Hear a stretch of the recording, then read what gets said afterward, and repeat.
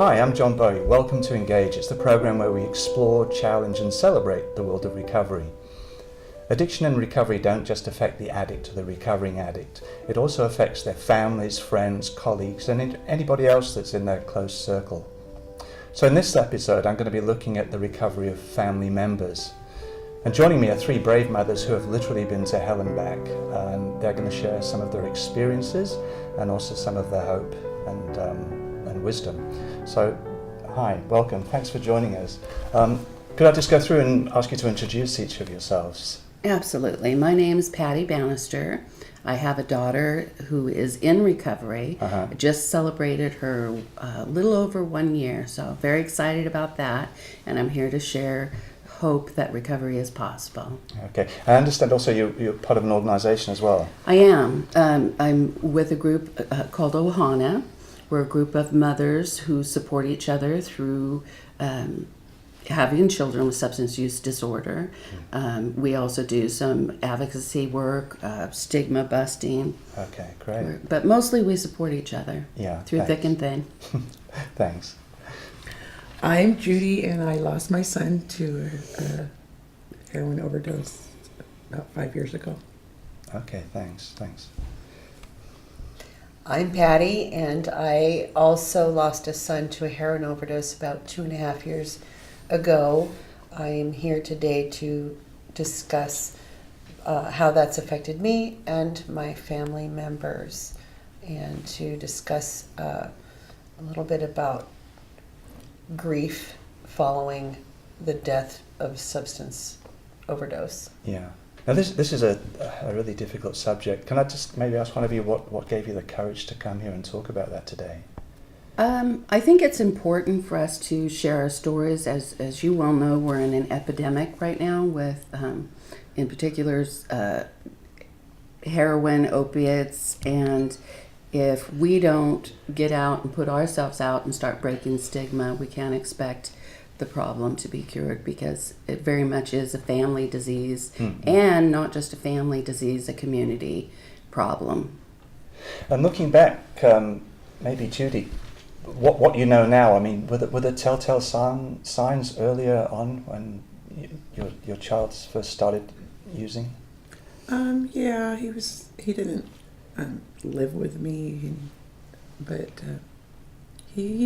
I'm very convinced that he used, well, I think most of them do, to be numb. He had some stuff happen to him earlier on in his life that it was a heavy burden for him to carry. Yeah. And I think that we all feel the same way. If we could have fixed it, we would have. Yeah. But if you could have, do you feel that there was maybe any kind of intervention that you could have done at the time if you'd have known more, if you'd have been more empowered? He knew he had a problem, and he knew he wanted help, and he was at treatment for 2 weeks when he came home, and 6 days later he overdosed. Yeah. So he knew about tolerance, and I don't know. I think they all have to help themselves. Sure. They have to want it bad enough to. He was trying, but he relapsed. Yeah. Did too much. And Patti? Well, my son's story is similar to Judi's son. As far as if I would have done anything different, well, hindsight is 20/20, right? We all have that. I would have probably encouraged my son to seek medication-assisted treatment, which is becoming more and more acceptable. But at the time when he went through treatment, it was the normal was to go cold turkey and nothing. Abstinence, complete abstinence, and medication-assisted treatment is still highly stigmatized. Yeah. That is one of the things I might have done different. Yeah. Education is key in that area. Sure, yeah. The numbers don't lie. It's effective. It's an effective treatment. Patti, how did you feel when you discovered that your daughter was using? What was going through your mind? Did you feel powerless? Did you frustrated, angry? First of all, I didn't really see it coming. I first noticed some tinfoil, and I was devastated. I ran and I went to a counselor and asked to have this tinfoil identified, and I was completely and utterly devastated. And from there, got myself in an online support group, and then later found Ohana. Okay. And your interaction with your daughter, at what stage did you confront? When did you have the courage to do that? Oh, as soon as I found what she was using. And recovery is a process. We'd like to think that the first time we get them in treatment that they're recovered. But so after we identified that there was a substance use disorder, she went into treatment. At that time, she stayed clean for about a year. And then there was a relapse that followed for a great many years. Okay. Yeah. And how would you describe the relationship between you as that was happening? Because there's a lot of boundaries there and challenges. Well, yeah. If I had to look back on what I would have done differently, I think I would have come from more of a place of understanding as opposed to being an authoritarian, you got to do this. And at the time, just as they are growing in their recovery, we as parents of a child with substance use also grow in ours. And so some of the things we may look back on that we've done, we would most certainly do differently. Yeah. But that all comes in growth and time. Yeah, sure. Mm. Judi, what kind of support did you feel you were getting from people around you in the community? Were people there for you? Did you share? After his passing? Or? No, when you first discovered what the situation was. Well, 5 years ago, there was quite a bit more stigma than there is now. I think it's slow. I think it's evolving. But I was never ashamed of, of his addiction. Yeah. His started with pills and then smoking and eventually shooting. And it was just a gradual. And like Patti said, if I used to think that the medicated assisted abstinence, whatever, was trading one drug for another, but if I could have Landon here and live on methadone the rest of his life, then if that's what it took for him to stay away from the heroin, that's fine with me. Everybody treatment is different.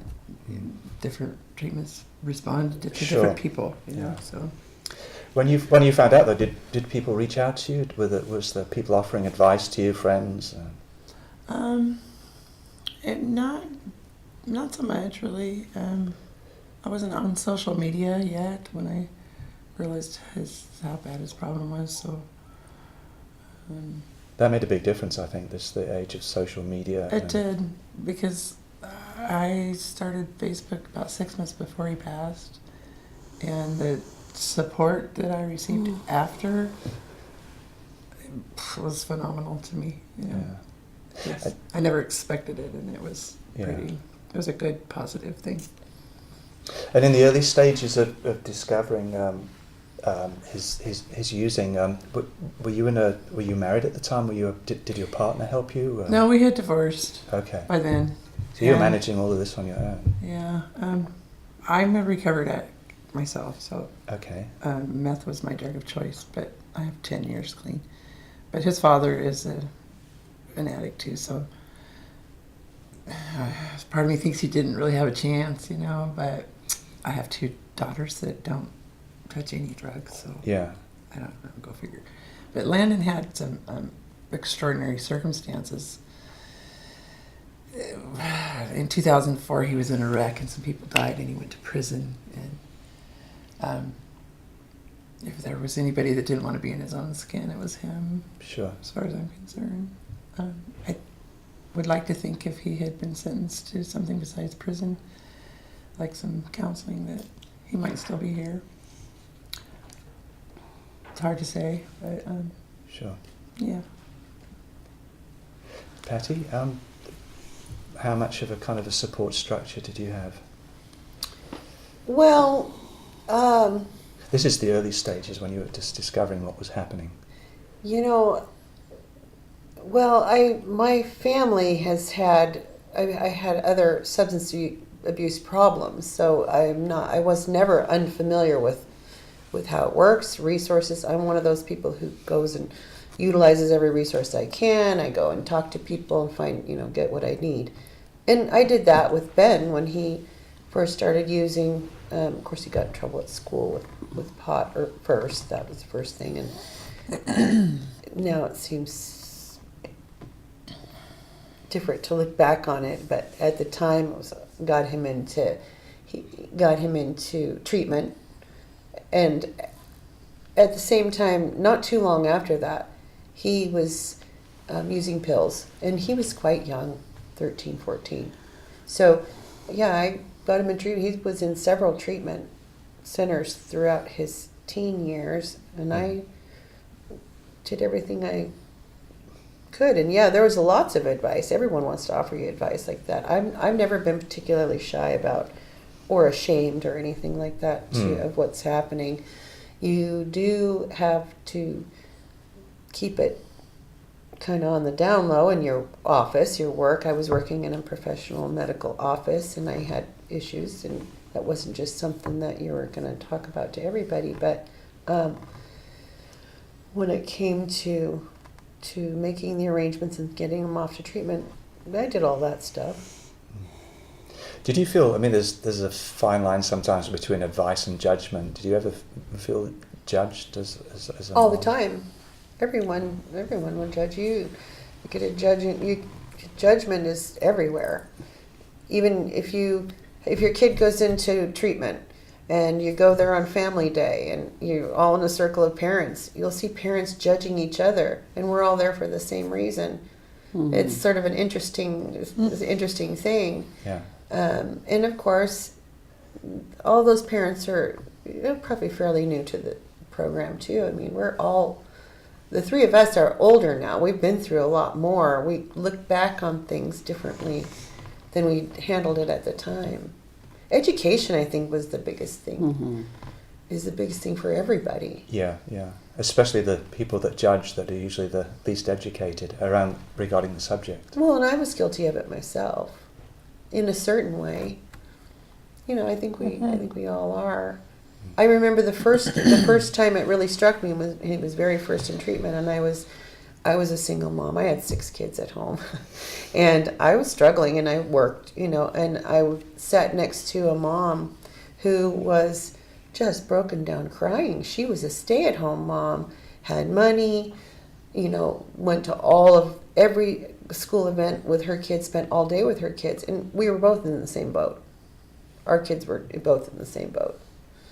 So that was the first time it struck me that, this is everywhere. It's not any necessarily because I'm not home with the kids. Sure, mm-hmm. Yeah. That's not because I was paying attention. Let's put it that way. That's the number one judgment you get. Where were the parents? Mm-hmm. Yeah. Well, I knew where I was. I was paying attention. Yeah. As far as support groups are concerned, Patti, what do you think are some of the obstacles that stop people coming forward to find help? Do you come across that?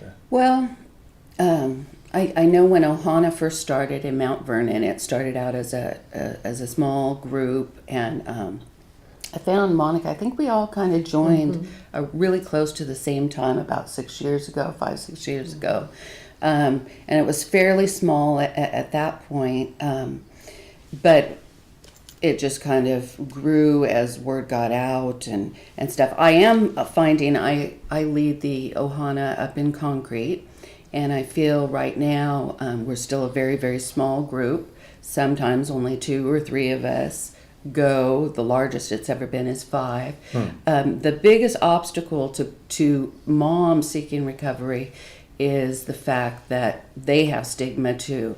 They're feeling like, whoa, it's kind of like outing yourself and admitting to the community that you have a child with substance use. What about fathers in general? It's a lot of focus is on support groups that seem to be predominantly mothers. Where do you think the fathers fit in? Do you think there's an emotional impediment there that?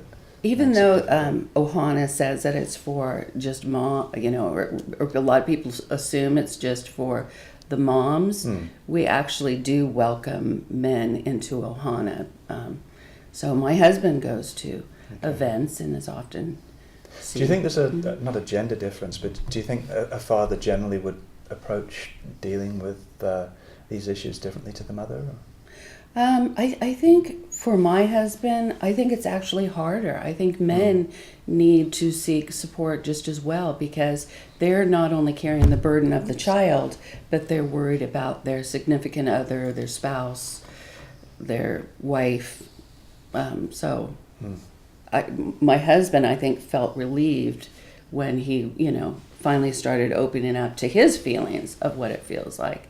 And oftentimes the men feel very powerless because they can't fix it. And men are typically led to feel or believe that they can fix a situation. Yeah. And I think Patti could attest to that with her significant other. The damage that dealing with these things creates, it kind of seems to get into so many different facets. What about relationships? How did that affect your relationship, if you don't mind me asking? Did that was that quite a challenge, dealing with addiction in your family? Well, first of all, with my primary family, such as brothers and sisters, I didn't feel like in my core family that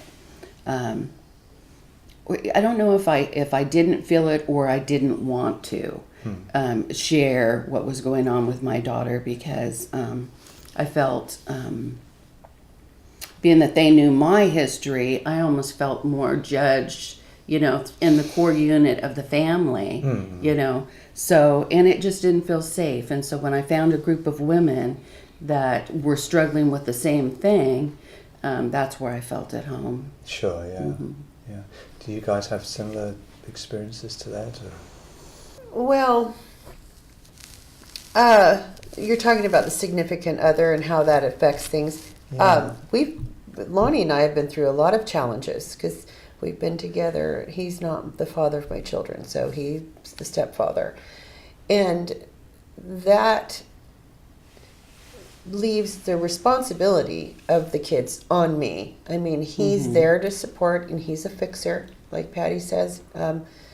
And we've had huge challenges. He's worried about me all the time. He wants.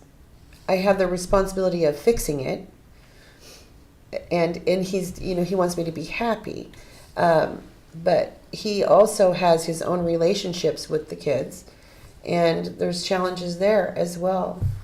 We made it. I mean, we've made it. It's yeah. That's all you can say on that. Yeah, every day is a challenge, but sure. We made it. I think what my husband has expressed, is that it pains him so much when he would see me cry myself to sleep. I mean, that's he would express that he felt so powerless, because he didn't know how to make it better, because the truth is he couldn't make it better. Sure. He couldn't make her seek recovery. We couldn't, there were times we couldn't find her because she was kind of out in the world of her substance use. And so it was very powerless for him. Measuring your response to things, do you use tough love? Do you accommodate? Do you provide a safe place? Was that a big debate for you? Well, I knew one thing. I knew that I had set up boundaries with myself that she couldn't use in my home. So that was my first and probably biggest hurdle, was deciding you can no longer live here. And basically, if you're going to use, you can't be in my home. So she had to leave, and all the other hurdles, there's a million of them. Sure, you cross one each new day, each new week, each new challenge has been a hurdle. Yeah.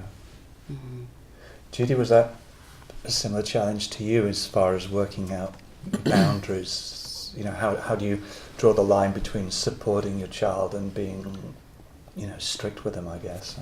Well, Landon was in his late 20s, so he didn't live with me. So that kind of made a difference. And, Yeah.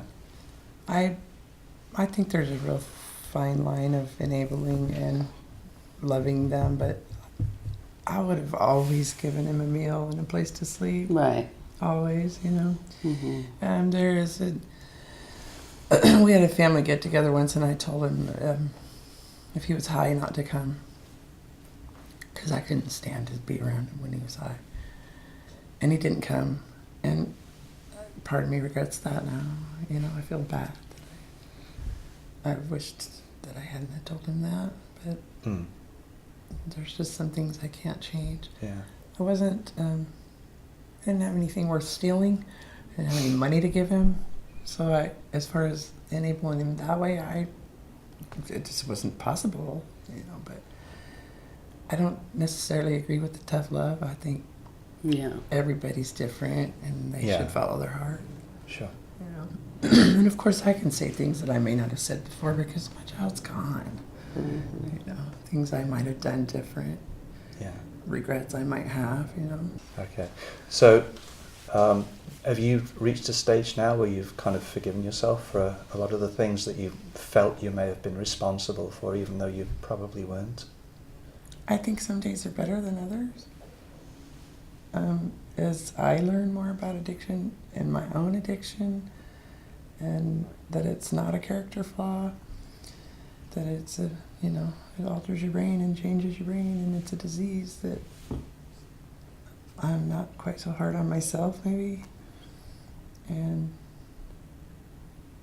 I don't know, it's hard to say, if I could have given Landon the perfect life and he still would have maybe went down that road. Like I said, I have 2 children that don't indulge in anything, and they could have went a whole different way, considering. How did that affect his sisters? His death or his addiction? Both, really. They were mad at him, him and his youngest sister were pretty tight, and their last encounter was an argument. My other daughter had already had children, and she kind of didn't want him around. She did, but not when he was high, Yeah. It's been hard on us all, but they're pretty private about their grief. And Patti? I'm working on that. Now it's been 2.5 years for me since I lost Ben, and about 3-4 months ago, I started with a long-term bereavement counselor. So that has been very helpful, and part of it is that this intense grief. There's other ways it manifests itself that doesn't look like it might be grief. One of them is a self-esteem problem, those kind of things.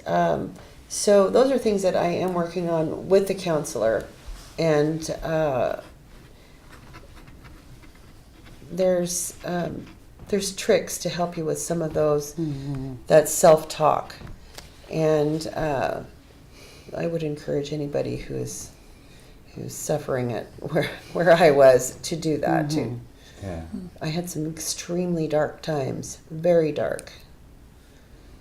I was in a suicidal place when I finally sought help.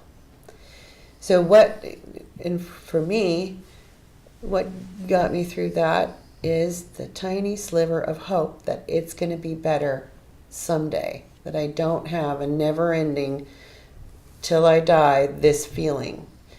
So, and I've gotten to a better place now with that. Okay. We're getting towards the end now, so you've given advice which I think is really valuable. But in yourselves, what stage are you at now, would you say? Actually, let me go backwards. If I could start with you, Patti. How do you feel? Well, of course, I've lost one son. I have another child who's in active addiction. So Okay. we're in a different spot. Obviously, I'm in both places. Gosh, So where I am now is working really hard on being able to surf the waves that come in life, because they're going to come. They're going to come. And trying not to worry about my future pain now, that kind of thing. So I am working really hard on that with my counselor, and it's treatment for me is different for maybe somebody else, but that's where I have to be right now. Sure. I would. Not everybody can get all the support they need from a group. People, not everyone's a group person, so maybe a one-on-one is helpful. Sure. And by the way, I just want to point out that my counselor is through hospice, and hospices have many kind of these programs available for the bereaved. Yeah. Judi, where are you at the moment? I'm 5 years into it. I do know that it's for me. I've learned that it's really a personal journey. It has softened considerably. I have moments and days. Today is the 5-year anniversary of my son's funeral, but I seem to be okay today. Who knows how I might be later today or tomorrow, or all of the anniversaries just passed, so those, I always think they'll be easier, but they're harder. But I'm dealing with them better.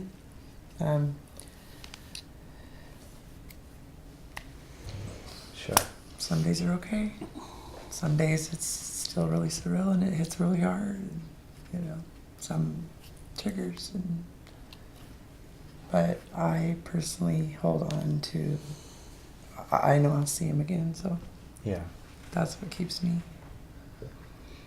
I look forward to that. It's not that I want to leave, but that gives me happy tears when I think about that reunion. So. Thanks. Patti? Oh.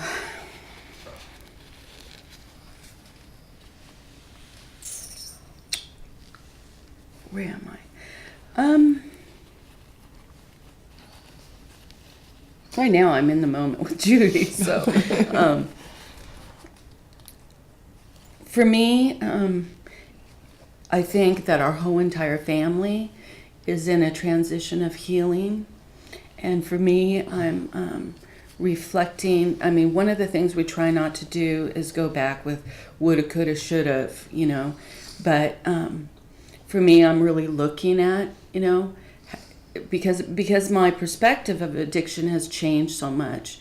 Like some of the things that I did, I thought I could really be the authoritarian and get her to not do things. But now having, an understanding of ACEs and adverse childhood experiences, I look back and I think, wow, I was some of those. You know what I mean? I mean, my authoritarian behavior, taking doors off, or, I don't know, I would read books and it was like Dr. Phil said, you could remove a door if they continued to shut the door. And I look back on some of the things that I did that I thought were proper parenting skills, and I think that I probably added to a lot of her ACEs. And so that brings me pain. I think in general, our entire family, siblings suffer a great deal. So I think right now our family unit is in a state of healing, and we're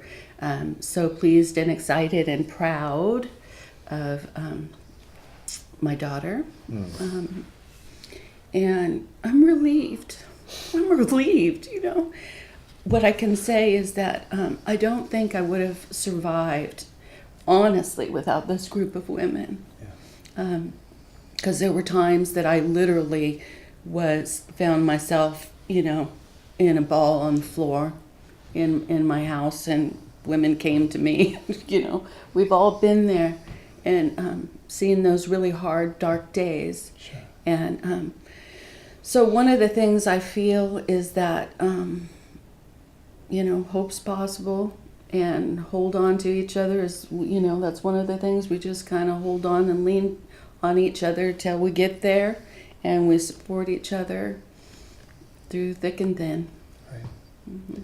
Well, thanks so much for coming on the program and talking to this, because again, the whole intention of this program is to just share experiences, advice, and hope above all other things. Yeah.